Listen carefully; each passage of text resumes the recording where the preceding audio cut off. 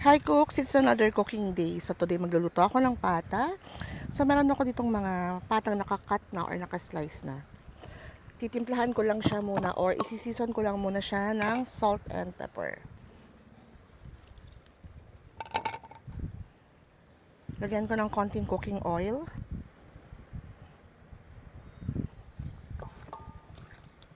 And then imamassage ko lang.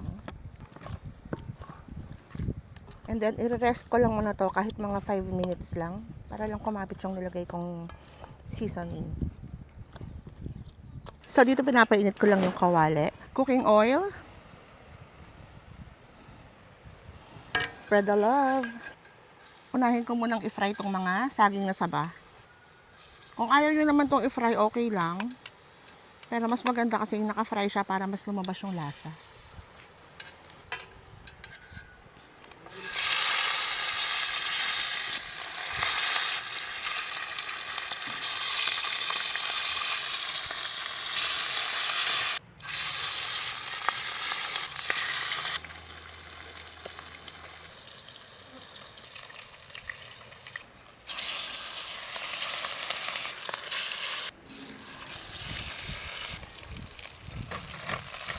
So, pinagsama ko na lang silang lahat dito. Dito na rin ako magpapalambot. Hindi ko na siya binawasan ng mantika kasi konti lang naman yung mantika. Lagay ko lang tong sibuyas at bawang.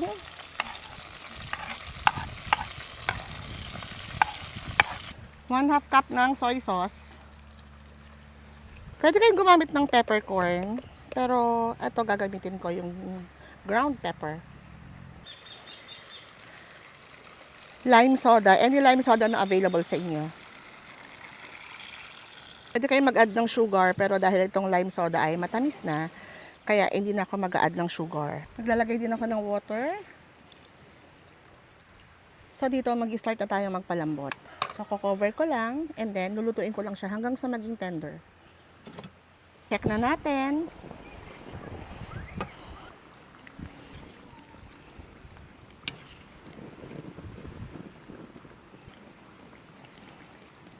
So, malambot na siya kasi kumakalas na siya. Lalagay ko lang tong banana blossoms or yung bulaklak ng saging. 1/4 cup ng sukang Ilocos. So, lulutuin ko lang yung suka.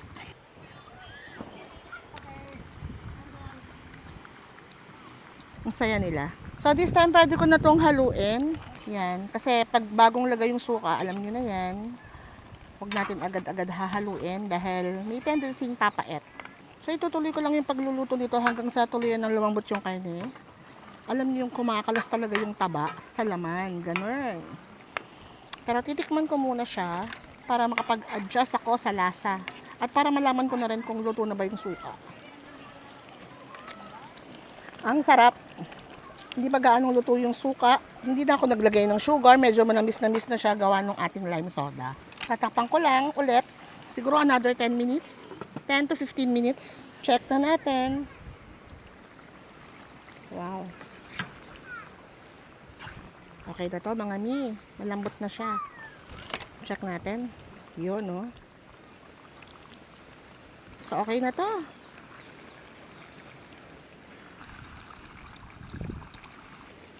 Ilalagay ko na ito mga saging na sabana. Na-fry ko naman na to, so okay lang na ihuli dahil luto na to.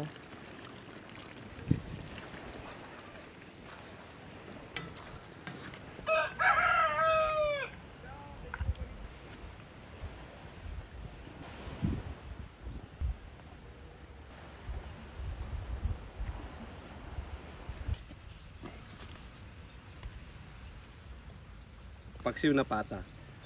Sa sobrang sarap nito, mapapa-extra rice ka talaga. Tingnan mo, lapot to. Sagad sa sarap nito. Grabe. Thanks Nana Cooks sa masarap araw-araw na pagkain. You're welcome. Totoo. Ito yung sinabi niya. Malapot-lapot. Mas malapot sa pagmamahalan niyo. Maligat. Kasi ligat ng pag-ibig mo sa kanya. Masarap. Mas masarap kaysa kay ex. Shout out sa'yo, ex.